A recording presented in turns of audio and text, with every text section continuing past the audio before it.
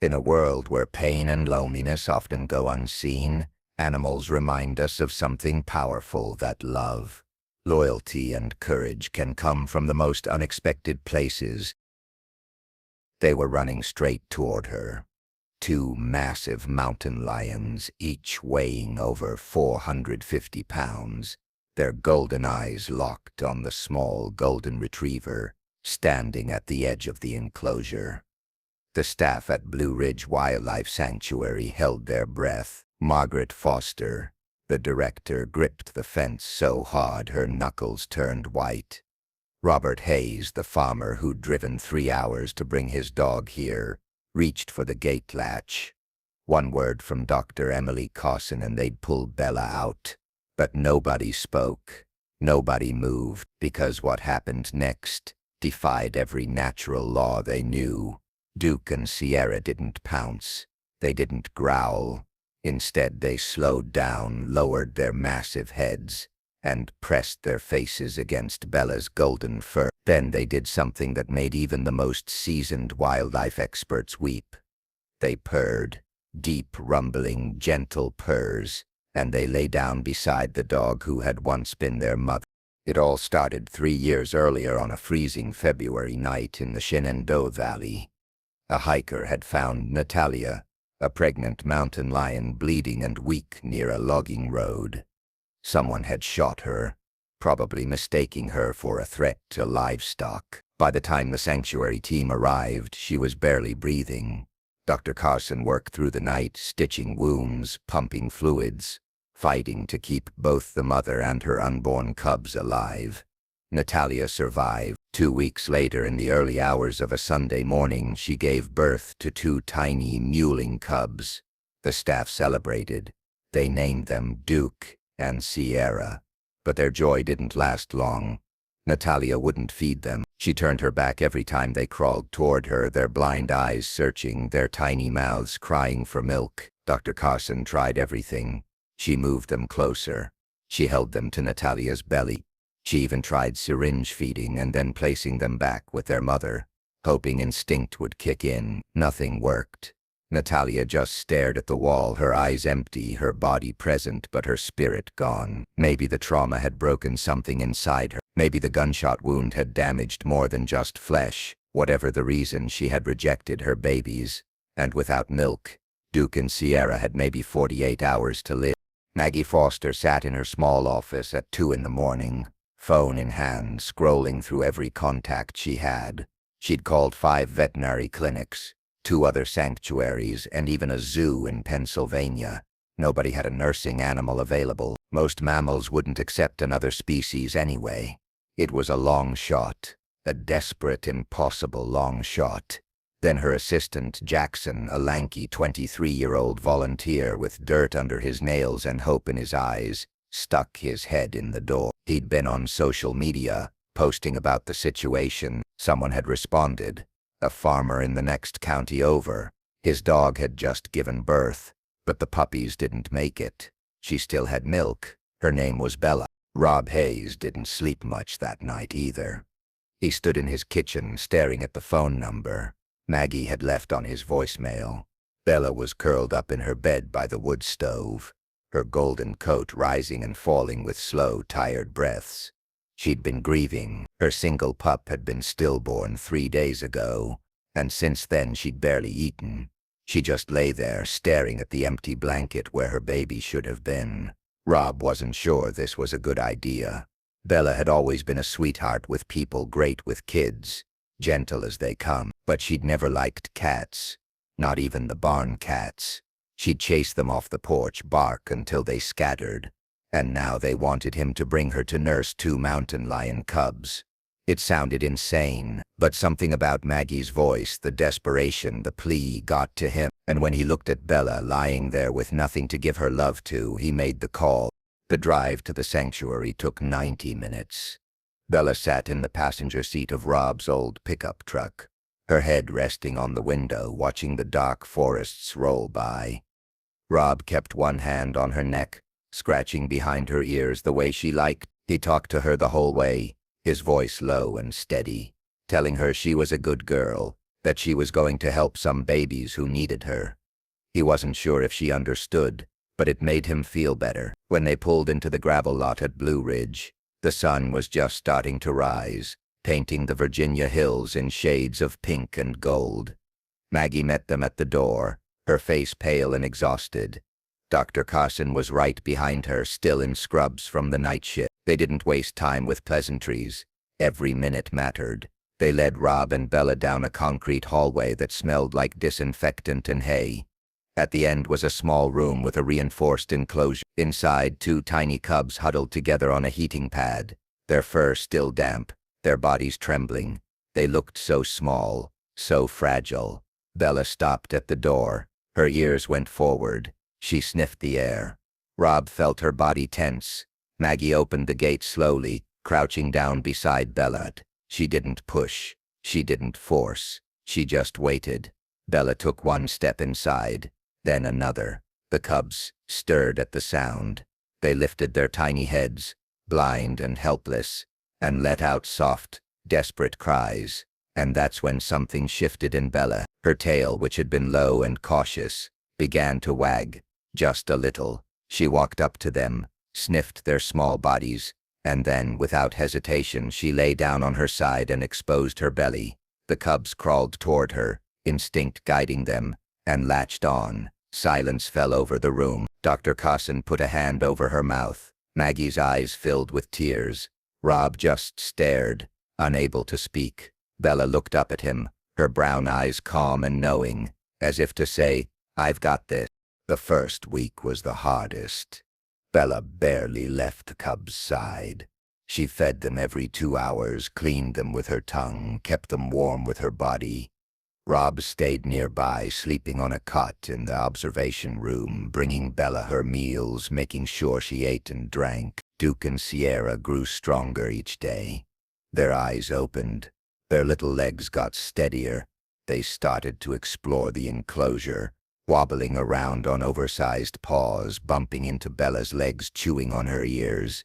She tolerated it all with the patience of a saint, even when Duke's needle-sharp baby teeth bit down too hard on her paw, even when Sierra's tiny claws scratched her nose.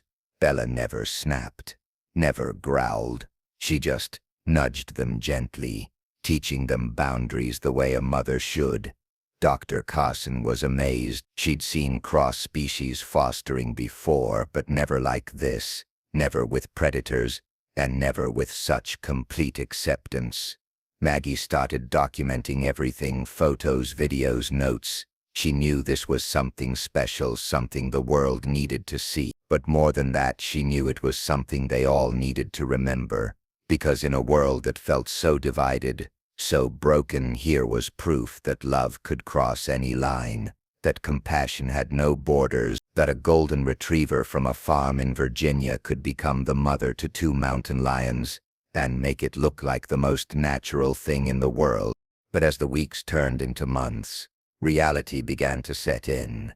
Duke and Sierra were growing fast.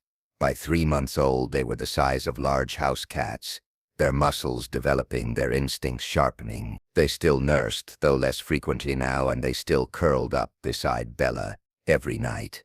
But during the day, they were starting to play rough, pouncing, wrestling, biting.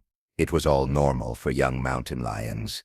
But Bella was getting tired. Her once golden coat was duller now, patches of fur missing where the cubs had been too rough. She'd lost weight. Rob could see it in her eyes. She was exhausted, and she was aging. Maggie knew what had to be done.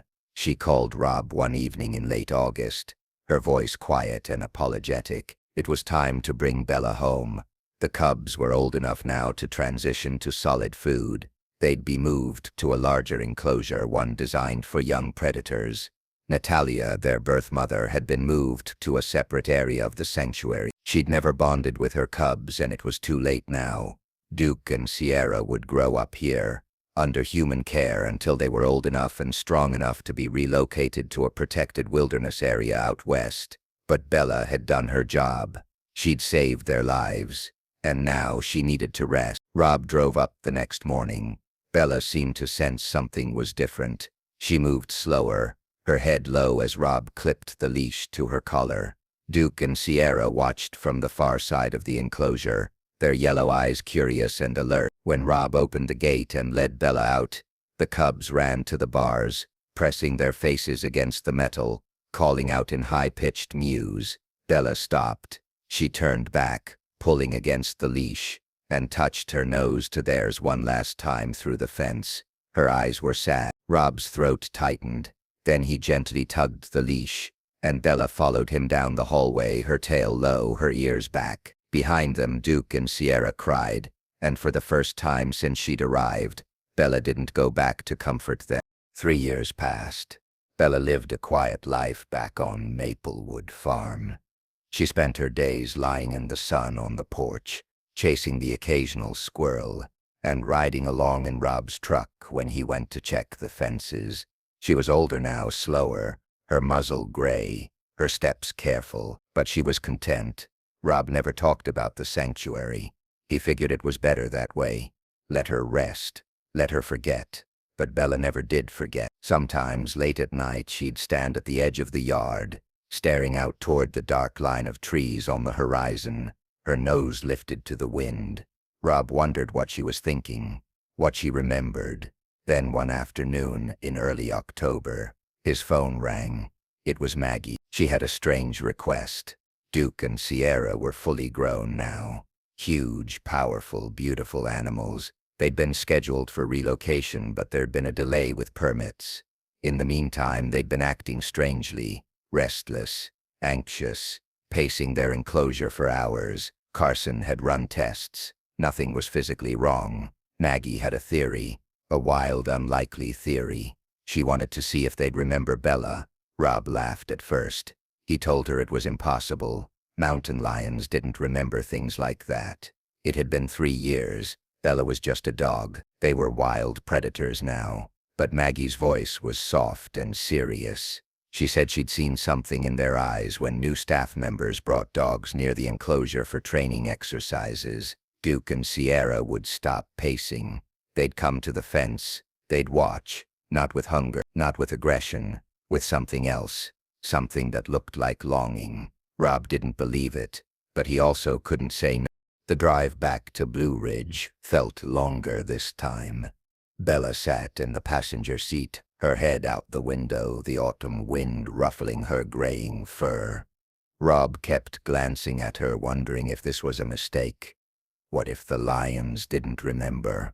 Worse, what if they saw her as prey? Maggie had assured him they'd take every precaution. There'd be barriers, staff on standby.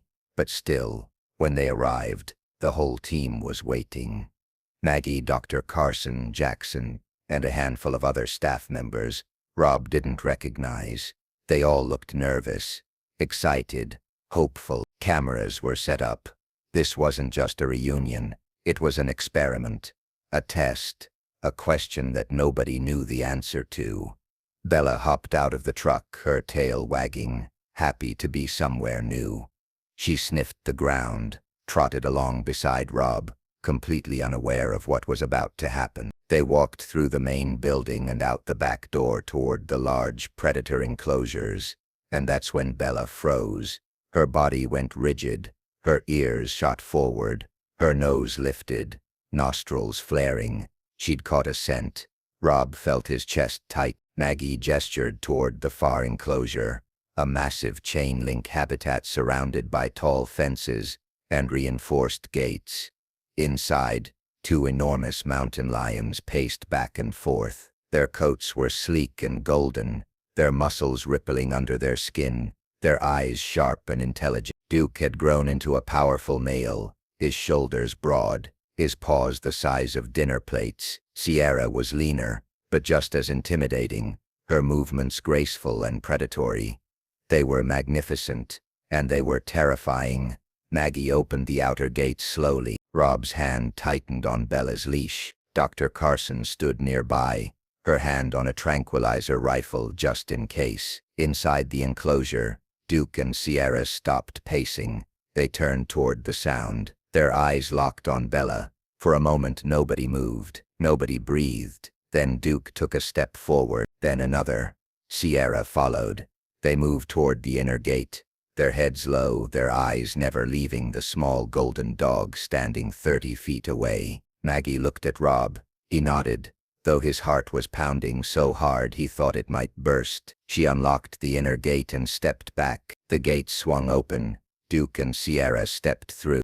They moved slowly at first, cautious, their massive bodies tense and coiled. Bella didn't move. She just stood there, her tail wagging gently, her head tilted slightly to the side. Duke reached her first. He lowered his enormous head and sniffed her face. His nostrils flared, his eyes softened, and then in a gesture so gentle it didn't seem possible from a 450-pound predator, he pressed his forehead against Bella's neck and closed his eyes. Sierra came up beside him, nuzzling Bella's side, her tail flicking back and forth, and then they both started to purr, that deep rumbling sound that mountain lions make when they're content, when they feel safe. Bella's tail wagged harder. She licked Duke's massive face, then Sierra's, the same way she'd done when they were tiny cubs. The two lions lay down on either side of her, their bodies curling around hers, protective and loving. Rob's vision blurred. He wiped his eyes quickly, embarrassed, but when he looked around he saw that everyone else was crying too. Maggie had her hand over her mouth. Doc Carson was shaking her head in disbelief. Jackson just stood there, stunned, whispering, "No way, no way." Bella lay down between them, her small body dwarfed by the two massive cats, but she didn't look afraid. She looked home. That night, under the silver light of a full Virginia moon, Bella slept beside Duke and Sierra. The sanctuary staff watched from the observation room, cameras recording every moment, knowing they were witnessing something that science said shouldn't be possible. Carson sat with her notebook open, but she couldn't write. She just stared. Finally she spoke, her voice barely above a whisper. "This isn't instinct. This isn't conditioning. This is memory. This is love." Maggie nodded slowly, her eyes never leaving the three animals curled together in the enclosure. People spend their whole lives trying to understand what makes a family. They think it's blood. They think it's genetics. But it's not.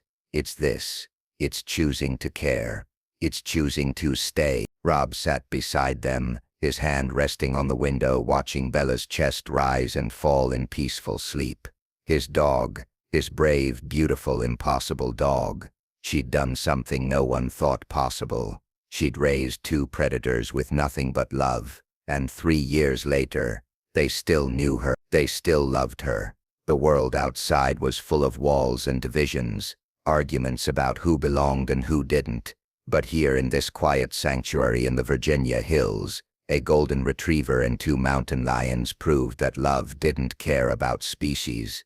It didn't care about logic. It didn't care about what was supposed to be impossible. It just was. And sometimes that was enough. Sometimes that was everything. This story is more than just about survival. It's about the unbreakable bond between humans and animals, and how sometimes they don't just share our lives, they save them.